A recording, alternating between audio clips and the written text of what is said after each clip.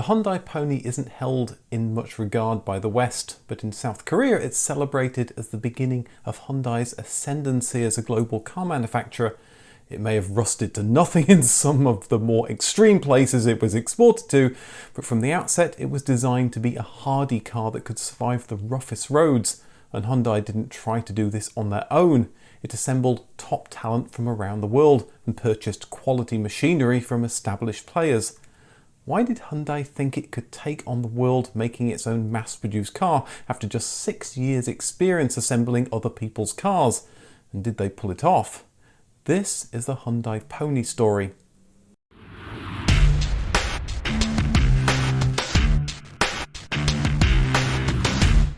Korean Hyundai was founded as an engineering and construction company just after the Second World War. Like many parts of the world, Korea's population needed transportation, but the war between 1950 and 1953 put back industrial development.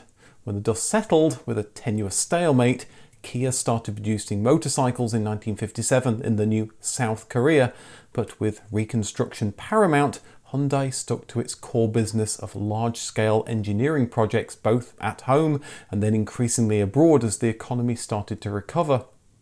Reconstruction after the war is lucrative work, and soon Hyundai was looking to use that money to expand into other markets. Kia's motorcycles were all very well, but increasingly wealthy Koreans wanted cars. Creating a brand new car company from scratch is nigh on impossible, so Hyundai partnered with Ford. It was a win-win for both companies. Hyundai got to understand car production, and Ford could expand into the growing South Korean market for little cost using locals who knew the market. The first car from this new project was the German Ford 20M Taunus in 1969. It was followed in quick succession by the Mark II, then Mark III Ford Cortina. This gave South Korea locally assembled cars, but soon the relationship with Ford soured. Hyundai wanted to make more parts locally, but Ford objected. Those Ford cars weren't lasting very long either. They were falling apart on Korea's rough dirt roads, abuse that they'd never been designed to handle in the first place. Hyundai reluctantly looked at making their own mass-market car, prompted by the Korean government, who were wary of roads filling up with Japanese cars that weren't helping their import-export figures. They decided to make a mass-market four-door saloon with a 1300cc engine, but making every part would be biting off more than they could chew. They had enough on their hands building a new car without having to learn the technicalities of engine and gearbox manufacturing, and although they hoped to produce 100,000 cars every year, this wasn't guaranteed, and Hyundai estimated they needed to sell 50,000 cars a year just to keep the lights on. Better then to work with a partner. Just like Hyundai had worked with Ford to begin vehicle assembly, they would lean heavily on Mitsubishi to help them realize their first car. The first prototypes were designed to fit Ford engines, likely because they had them to hand, and Ford was still their partner, but ultimately both the engine and gearbox would be the 1969 Saturn engine that would be used in the upcoming Mitsubishi Lancer. The Lancer's rear-wheel drive chassis also formed the starting point for the new car, but this wouldn't simply be a clone of the Lancer. Hyundai wanted to make it handle rough Korean roads and improve the handling. They wanted to turn it into Hyundai's first car. The first step would be a new body. The best place to go to get a vehicle styled in the 1970s was Italy, and Hyundai talked with Bertoni and Pininfarina before contracting Giorgetto Giugiaro at Italdesign in September 1973. By March 1974, he had two designs ready, a smart four-door saloon and a coupe that was shown off at the 1974 Turin Motor Show and proclaimed Hyundai's entry into the world car market. It's not clear if the coupe was ever intended for production or just to stimulate excitement in the brand.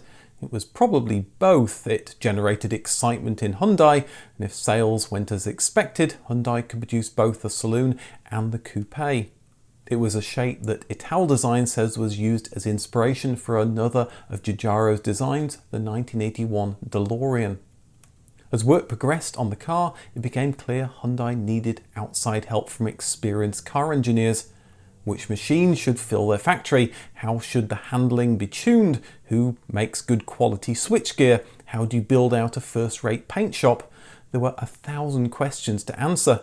Hyundai had been dealing with Ford's people in Europe, so maybe that's what influenced their decision to look west rather than east to find key people to help them. One of these people was George Turnbull. He'd spent almost all of his career at the Standard Triumph Company, rising through the ranks. By the late 1960s, that company had been rolled into British Leyland, and George was managing its largest division, Austin Morris, and had a seat on the board. Austin Morris was hemorrhaging money, but George got it back to profitability. He kept costs in control while developing the successful Morris Marina, and also oversaw the development of the sales disaster that was the Austin Allegro. But the Allegro's fall from grace was all in the future. He was mooted as the next British Leyland chairman, but with rival John Barber on the ascendancy, and with BL's current chairman moving the company to a centralised structure that George felt would never work in a month of Sundays, he dramatically resigned in 1973. At just 47, he was too young to retire. What would George do next? The answer came a year later. Despite an offer from Rolls-Royce's jet engine division, Hyundai Motors hired George as their VP to help them develop their first homegrown car under Hyundai Motors president Song Se-yong. George set up interviews to hire top talent to take with him, offering lucrative tax-free salaries up to 3 times their normal pay to accept 3 to 5 year contracts in far-off South Korea. Soon his team was announced. Body engineer Ken Barrett, John Simpson, who specialised in tools and dies, and Edward Chapman were all ex-British Leyland men. But John Crosswaite had previously worked at Reliant and would focus on chassis engineering. Trevor Lacey from Vauxhall would be in charge of chassis development, and Peter Slater from Girling Brakes would become Hyundai's chief development and test engineer. Soon these Brits were ensconced at Hyundai, along with a couple of Morris Marinas for reference. They found a car development program already well underway. Hyundai executives made it clear this new car needed to be a lot tougher than European cars, like the Ford Cortina that had torn itself apart on rough Korean roads. This was something Hyundai wanted to be proud to put their name to.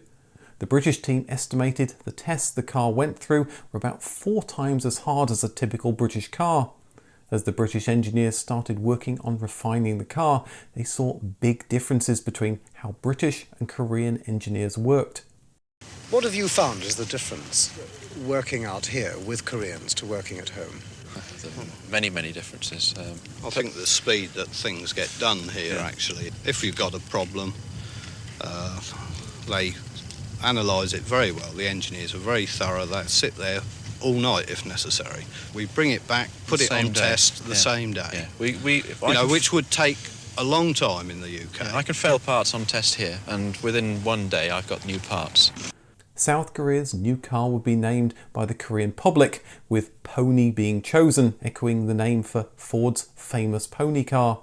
With Hyundai planning to sell their car in large numbers, it would get its own dedicated factory. Groundbreaking began in January 1975, and soon it was being filled by equipment from around the world.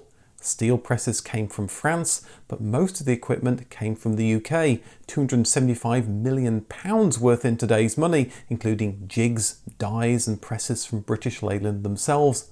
A brand new British paint shop was set up.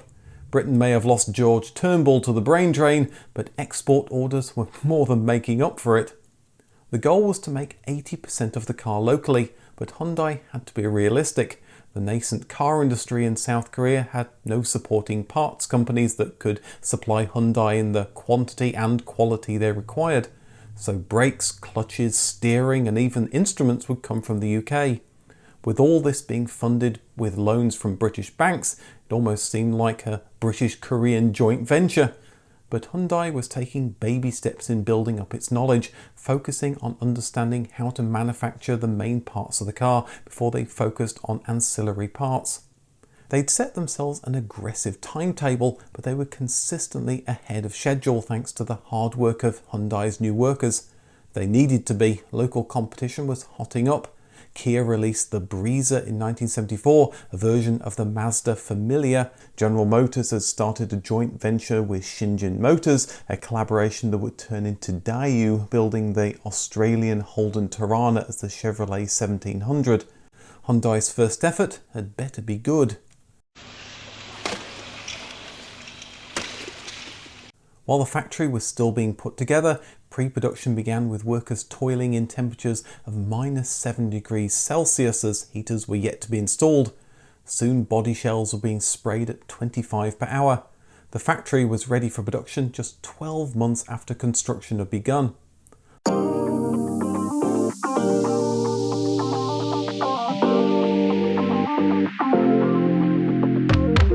The Hyundai Pony launched late in 1975, where it met with a great reception at home. Soon, 4 out of every 10 cars sold in South Korea were Hyundai's new Pony. The reception abroad, though, was a little more frosty. Despite an optional automatic gearbox, crumple zones and a laminated windscreen, something the Princess that launched the same year didn't have, some of the comments Hyundai received at the Geneva Motor Show were unsophisticated, small, cramped and noisy.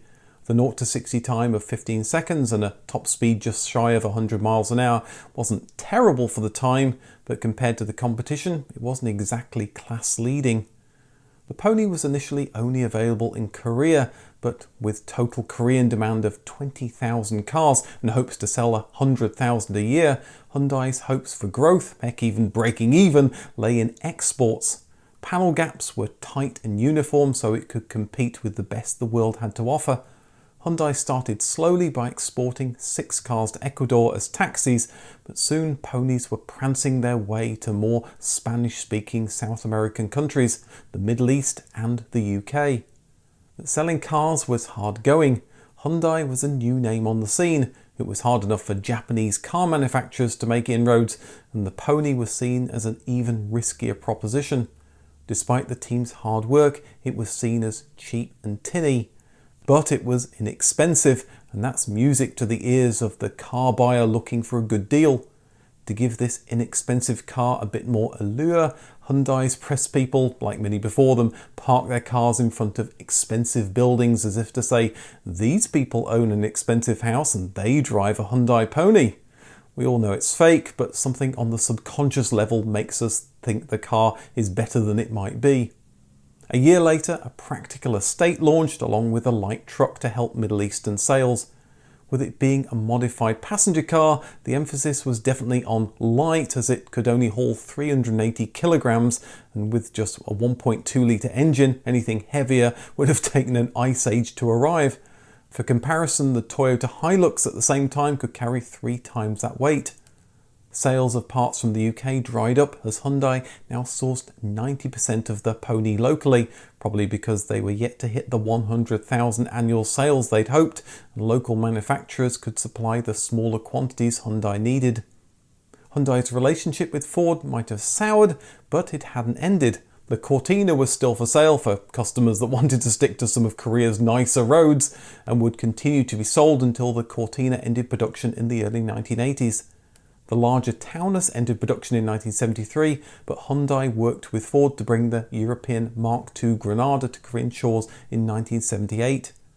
But Hyundai's focus was still on the Pony and increasing production. In 1978, exports extended to Belgium, Greece and the Netherlands, and to stimulate more sales, a 3-door hatchback was launched in 1980, still being parked in front of fancy buildings in publicity photos. But by now, the Pony was almost 5 years old and was starting to look a little bit dated. It was in dire need for an update, especially in export markets. Almost 300,000 Mark I ponies were produced over 6 years.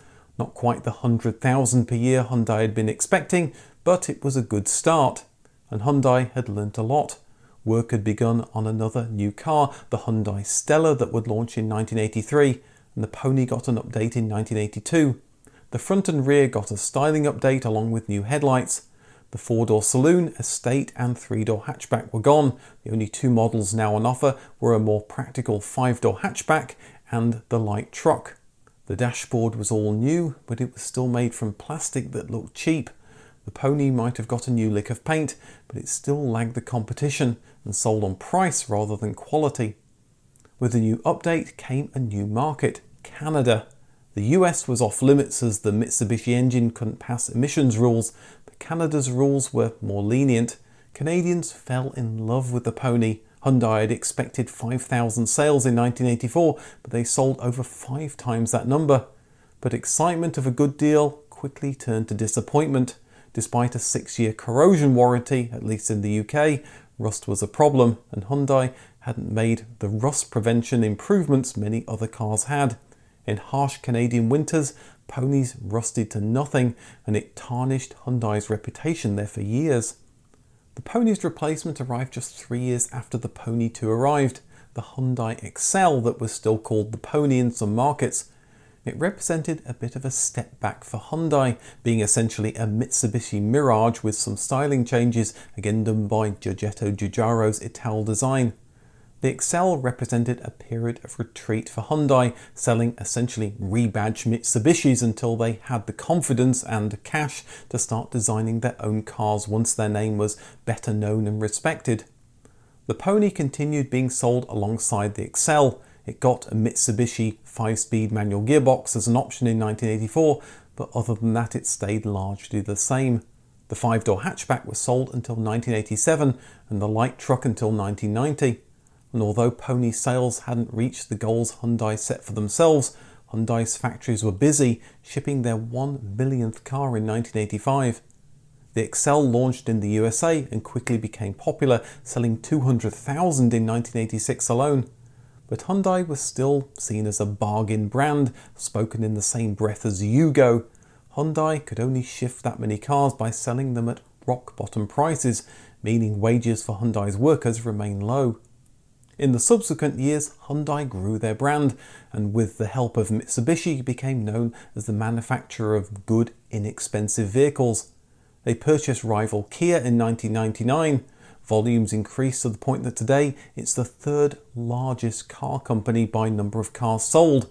It's the 10th largest by revenue, which shows a lot of these are entry-level cars, something Hyundai is working hard to rectify by moving its cars up market and with its luxury Genesis brand. Hyundai is also betting big on electric vehicles, certainly more so than their Japanese rivals, and a rapid switch to electric cars could put them in a very strong position. The modern equivalent of the Pony is the Hyundai Accent, also known as the Verna or Solaris, a car introduced in the mid-1990s. It was also a car that marked a return to Hyundai designing their own cars. But Hyundai and South Korea are still very proud of their first steps as an independent car company. Several early Ponies have been saved, restored and put in Korean museums. One of those early cars that were exported to Ecuador as taxis was re-imported to Korea in 1996. It had been driven for almost 1 million miles. The Pony was held in such regard that in 2019, Hyundai reimagined the original 1974 Pony Coupe, a car that went on to inspire the DeLorean design, as the 45 EV concept. And in 2021, Hyundai showed off what a modern EV version of the Pony would look like. Pixelated LED lights showed the way Hyundai's designers were thinking for the future, although I'm not sure we'll see Nixie tube dials. But it's a celebration of Hyundai's first car. Maybe it was a step too far for South Korea's nascent car industry, but Hyundai showed vision and foresight to work with the right people to help them realize their vision. A vision that has turned Hyundai into a major automotive tour de force. There's a link to the right to an optional extra video where I talk a little bit more about the Hyundai Pony and give some of my opinions about it. Thanks for watching and see you in the next video.